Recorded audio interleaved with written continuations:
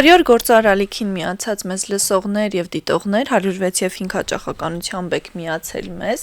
մի փոխեք հաճախականությունը հաճախ կարող եք լսել օրվա կարևորագույն նորությունները այս հաճախականությամբ նաեւ թվային հարթակներում կարող եք մեզ դիտել YouTube-ում, Instagram-ում, Telegram-ում նաեւ կարող եք տեսնել հաղորդման հղումները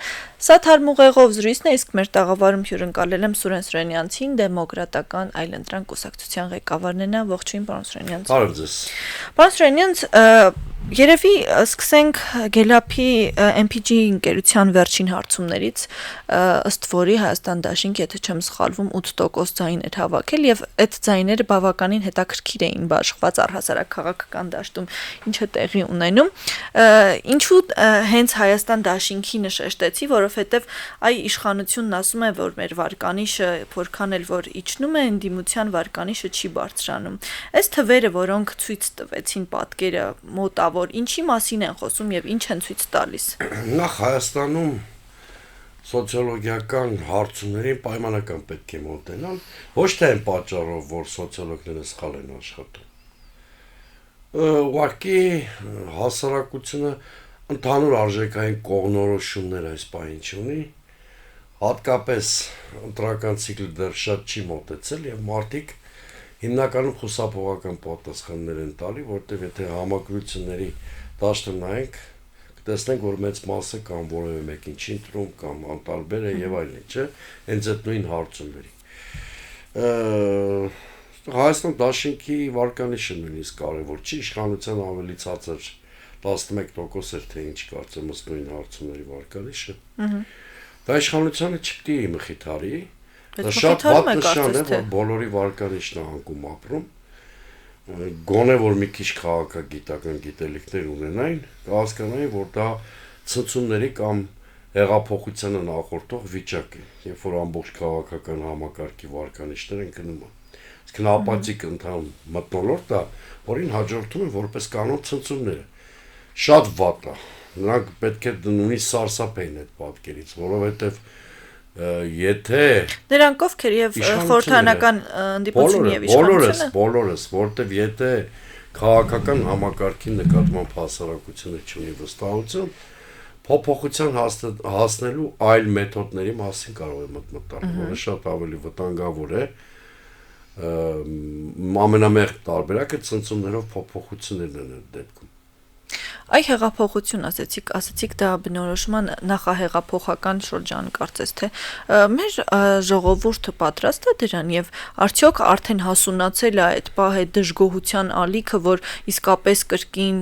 հեղափոխության այդ ձայնը բարձրացվի Գիտեք եթե Նիկոլ Փաշինյանը չունենա խոհեմություն եւ 2026-ը դարձնի ամեն գնով վերարտադրվելու առիթ կամ միջոց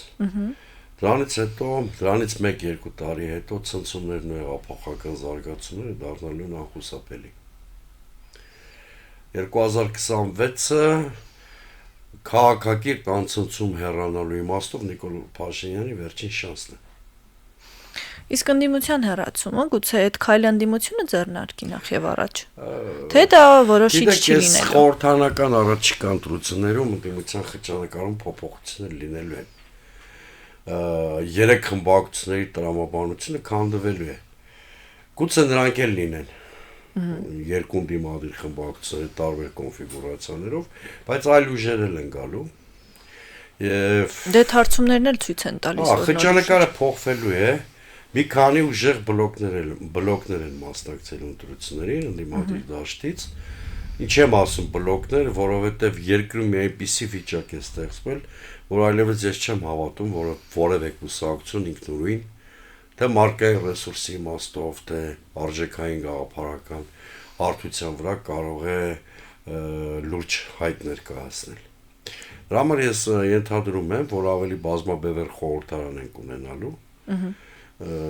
եւ նոր քաղաքական համակարգի ուրվագծումներ գուցե տեսնենք, բայց պատահական չասեցի Նիկոլ Փաշինյանի պարագան, որտեղ եթե սպառված իշխանությունը գնում է վերարտադրության ամեն գնով։ Գիտեք, այդ ամեն գնովը, որ ասում են, պարտադիր չի քվեատուփերը գողանան կամ լցոնումներ անեն։ Դա կարող է լինել քարոզչական տերորի միջոցով, հա, Կարող է լինել։ Գյումրիի ժամանակ էլ եք դուք ասում, որ դա տեղի է ունեցել։ Կարող է նաև համապետական մասշտաբում։ Բայց Գյումրիում չաշխատեց։ Արեցին դա, քարոզչական տերորել են արել, տոտալ վարչական ռեսուրսի կերարումել են արել։ Իշխանության երկրորդ սարսափին եք մոտենում։ Եթե նույնիսկ ընդունենք, որ հին համակարգի ու Փաշինյանի միջև է պայքարը գնալու, էլի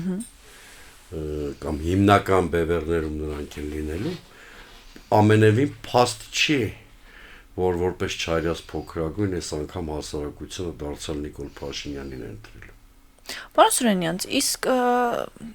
քաղաքացիական պայմանագիրը ունի այլ թեկնածու եւ արդյոք կարող է թեկնածուի փոփոխությունը որոշիչ փոփոխություն դառնալ նաեւ ազգային ժողովի տեսքի փոփոխության իմաստով։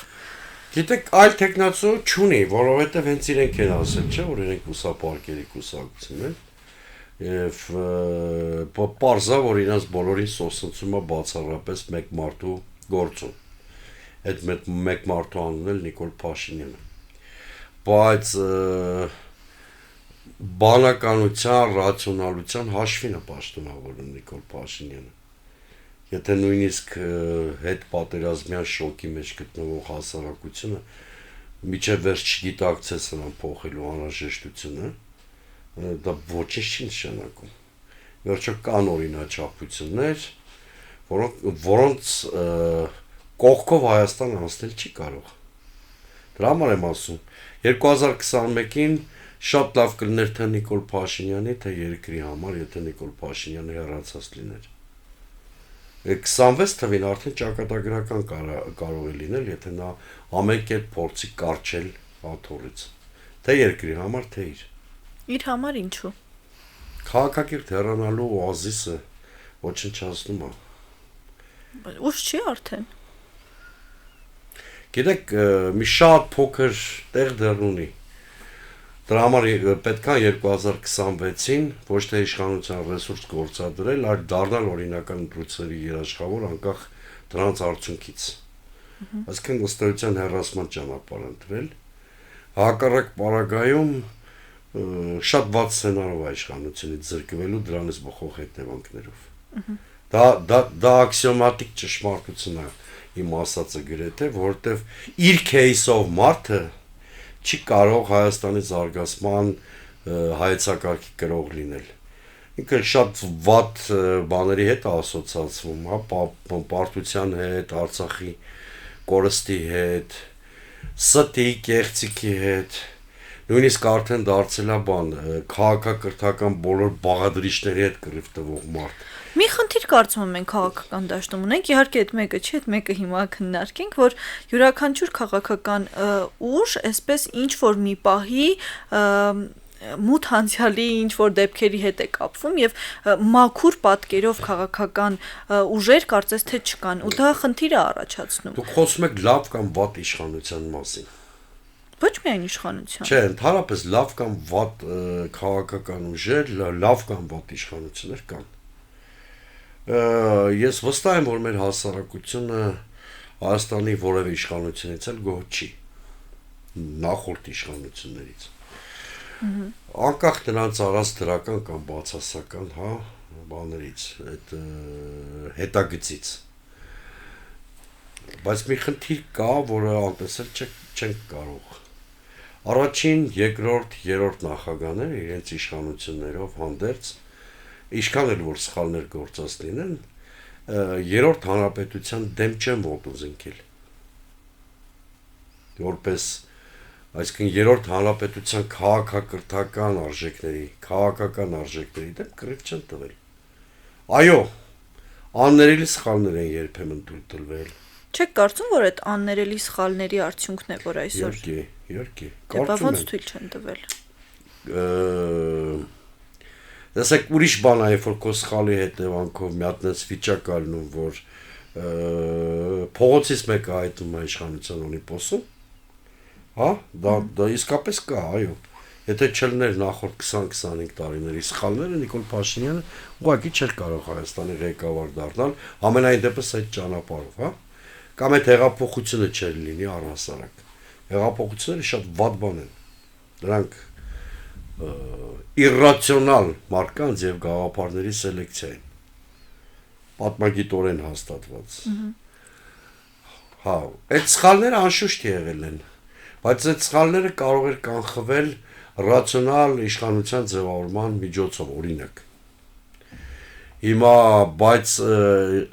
ելի եմ կրկնում նախքին որևէ իշխանություն իր սխալներով հանդերձ ու ոչ որակյալ կառավարման հանդերձ երկիրը չի հասցրել անվտանգային կոլապսի շեմին կամ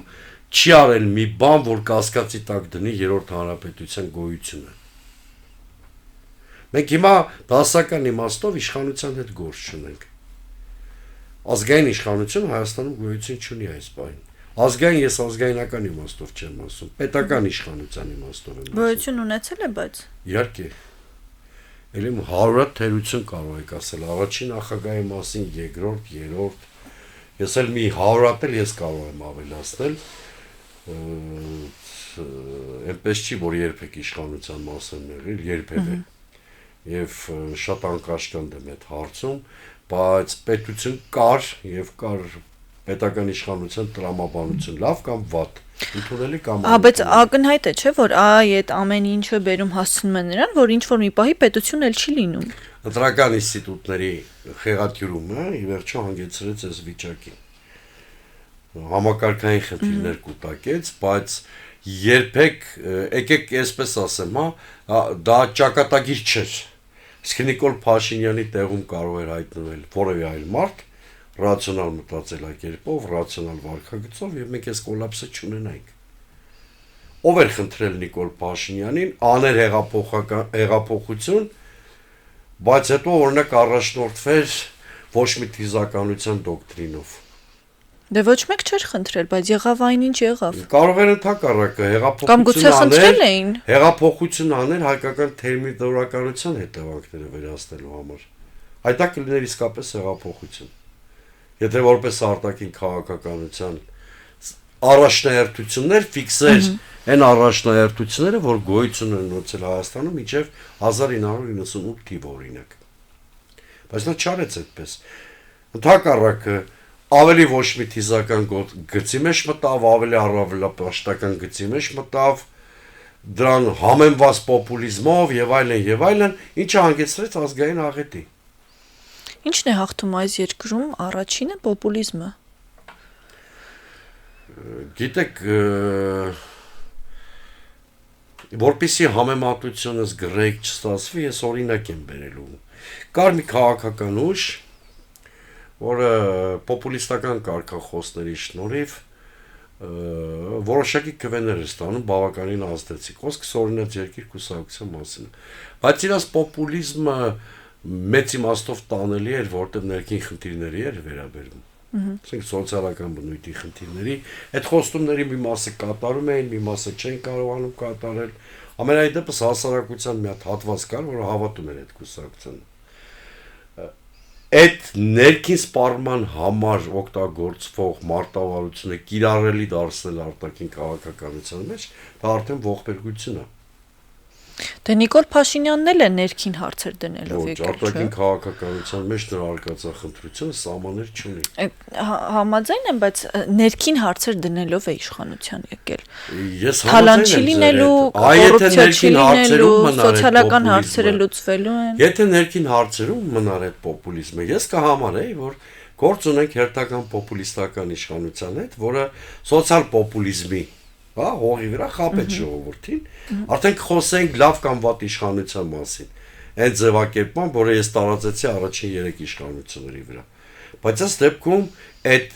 անջրպետը չկար ներքին եւ արտաքին քաղաքականության միջեւ, օրինակ նա կարող էր պոպուլիստական նպատակներով առանց հաշվարկների կալանավորել ՀԱՊԿ գլխավոր քարտուղար Խաչատուրովին, առանց պատկերացնելու դա ինչ հետևանքների կարող է հանգեցնել հայ-ռուսական հարաբերություններում։ Օրինակ, նա կարող էր ներքին լսարանի համար միավորներ հավաքելու այդ մոլուսկով Գերմանիայի քաղաքներից մեկում մի խզբզոց անել, անունը դնել Մյունխենյան սկզբունքներ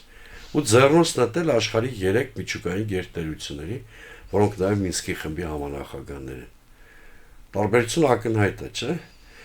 Միջև նախահեղափոխական պոպուլիստները խոստանում էին թոշակ բարձրացնել, խոստանում էին ամոթների հարց լուծել, խոստանում էին ենթադրենք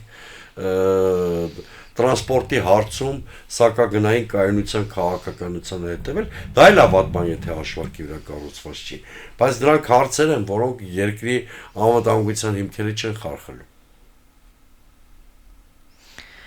Մի հարց կա, որը ազգի ներսում է ամեն ինչ փչացնում։ Դա այն թեզն է, որը բոլորին շատ հայտնի է հայաստանցի Ղարաբաղցին։ Այդ թեզը մինչև հիմա չի վերանում եւ այդ տարանջատումը, որ կա, շատ դժվար է նաեւ Արցախից եկած մեր հայրենակիցներին ընտելացնում այս միջավայրին, որովհետև ատելության մթնոլորտը շատ տարբեր մարդկանց կողմից գեներացվում է անընդհատ, արդեն քանի տարի, նույնիսկ այն ամենը ինչ տեղի է ունեցել այնտեղ, ինչ տեղի ունեցավ այդ մարդկանց հետ, լավ սրա մեղավորը ով է եւ ով է սրա պատասխանատուն։ Դերևս իմ երիտասարդության տարիքում, երբ որ շատ երիտասարդ էի 23 տարեկան, Փետրվար ամսին, երբ որ նախագահական ընտրաշավ էր տեղի ունենում, մի խումբ երիտասարդների հետ նախագահի պաշտոնակատար Ռոբերտ Քոչարյանի հետ հանդիպման ժամանակ ես իրեն զգուշացրել եմ իր հնարավոր վատ կառավարման հետևանքով ինչպիսի խնդիրներ կարող են առաջանալ ձեր ասած դաշտում հետ։ Եվ պատասխանը ո՞րն էր։ Դե չեմ ուզում հրապարակել ուրիշի ինքնավստահ պատասխանը, որ այդ ինքնավստահությունից մանավանդ ոչինչ չմնաց, որովհետև հասկանալի է, որ այդ ձեր ասած խնդրի ծիլերը դերևս այդ փուլում դրվեցին շատ հասկանալի պատճառներով, հիմա չեմ ուզում վուլգար մատերիալիզմին տուրք տալ եւ անցյալից խոսել։ Այ հիմա Նիկոլ Փաշինյանը մեծ սիրով շահագործում է այդ վիճակը, այն ծիլերը, որ դրվել են Ռոբերտ Քոչարյանի իշխանավարման մեկնարկից սկսած, դրա վատ կառավարման հետևանքով, այդ տրամադրությունները Նիկոլ Փաշինյանը հիմա շատ մեծ խանդավառությամբ շահագործում է։ Իսկ ինչու այդ հարցը Նիկոլ Փաշինյանի իշխանությունը առանց թշնամու կերպարի չի կարող կենսունակ լինել։ Այդ թշնամին մի օր ղարաբաղցիներն են, մի օր ռուսներն են, մի օր նախկիններն են, մի օր զինվորականներն են, մի օր ես ու դուք եք։ Պարոն Սուրյանյան, շահագործելու բան կա, չէ՞, այսինքն ամեն ինչ այնքան վատ է եղել, որ այսօր շահագործվում է դա։ Չերկեցի դա։ Չէ, շահագործվում է։ Չերկեցի։ Ուրեմն հատկապես Ռոբերտ Քոչարյանի պաշտոնավարման տարիներին սկսեց շրջանառու դարձվել Ղարաբաղյան կլան արտահայտությունը, որը անկեղծ լինենք բարեխիղճ կառավարում չիրականացրեց, հա։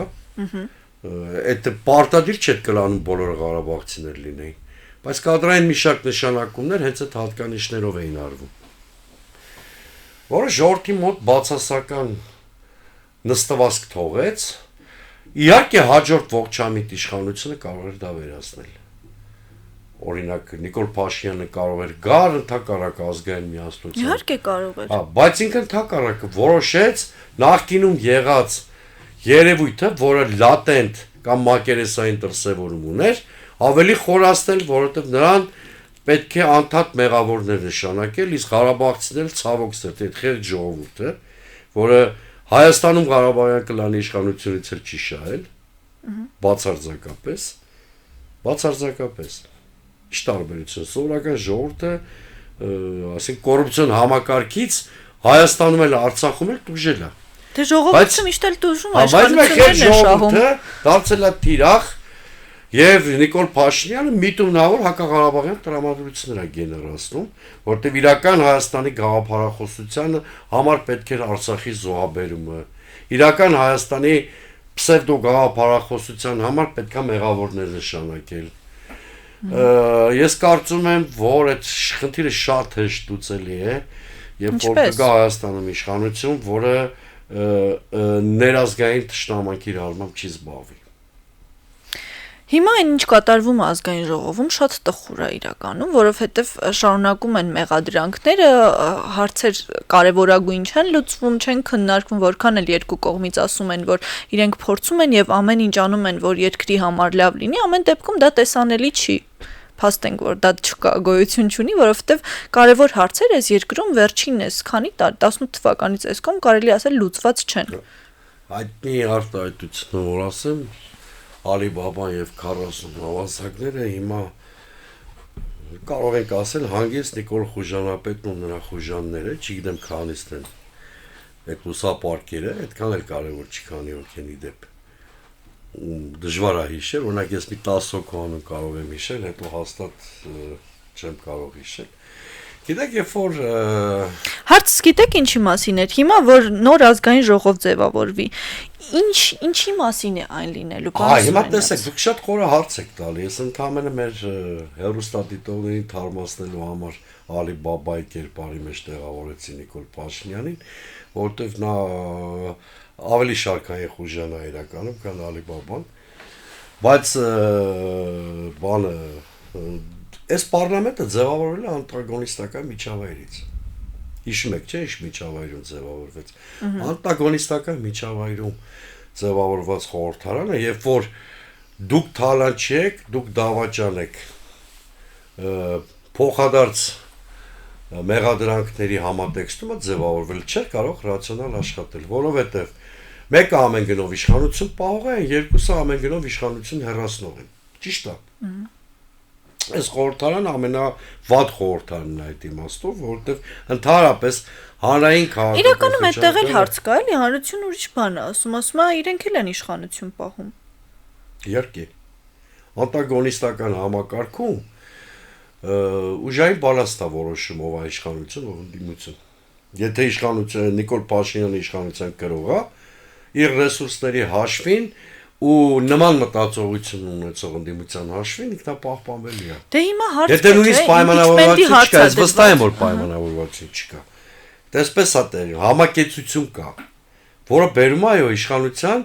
պահպանմանը, ճիշտ եք։ Դե հիմա իմպիչմենտի հարց են, չէ՞, բարձրացնում։ Այդ գնդակը գլորում են մեկ էս դաշտից մեկ են դաշտ, մեկ են դաշտից մեկ են դաշտ։ Հնարավոր է, չէ՞, գալ կազմակերպիչների ես գործընկերային նաև ընկերական հարաբերություններ ունեմ, բայց ես անկեղծ կասեմ իմ կարծիքը։ Իմպիչմենտը նպատակ չի, դա ածանցվող բան է, շատ ավելի կարևոր բանից, համաժողովրդական շարժումից։ Եթե չկա համաժողովրդական շարժում, իմպիչմենտի մասին խոսելը նույնիսկ ժամանակավրեպ է եւ չի կարող մագիստրալ գործընթաց դառնալ։ Չի կարող առանց համաժողովրդական շարժման երկու խնդիր լուծվել։ Իշխանության մեջ ճաքեր եւ այն լիդերը, որը համաժողովրդական շարժումը պիտի ծնի, որով պիտի նաեւ Նիկոլ Փաշինյանին փոխարինեն, հա։ Այս երկուսն էլ իմպիչմենտի գործընթացի հետ կապված առանցքային բաղադրիչներ են, հա։ Եթե այս հարցը չի լուծվում, իմպիչմենտի գործընթացի մասին կարող ենք անվերջ խոսել որպես տեսություն։ Եթե նույնիսկ երկու խմբակցությունները խորհրդարանական մի հրաշքով ստորագրեն այդ փաստաթուղթը, իմպիչմենտ տեղի չի ունենալու, որտեղ փողոց չկա։ Իրականում բոլորն էլ պատրաստվում են 2026 թվականի ընտրություններին, համարեք իմպիչմենտը տրիգեր է այս դեպքում, ոչ թե պրոցես, որը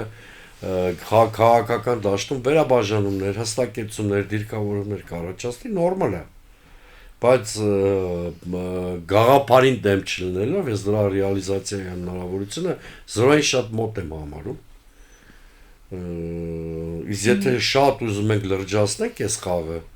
իշխանության հնարավորություն եք տալիս Հովիկ Աղազարյանով, պայմանական Հովիկ Աղազարյանով ծաղրել այս գործընթացը։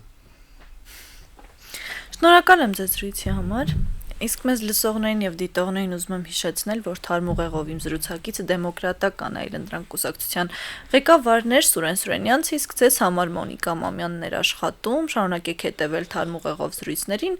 բաց չթողնելով քաղաքական օրակարգային կարևորագույն հարցերը կհանդիպենք։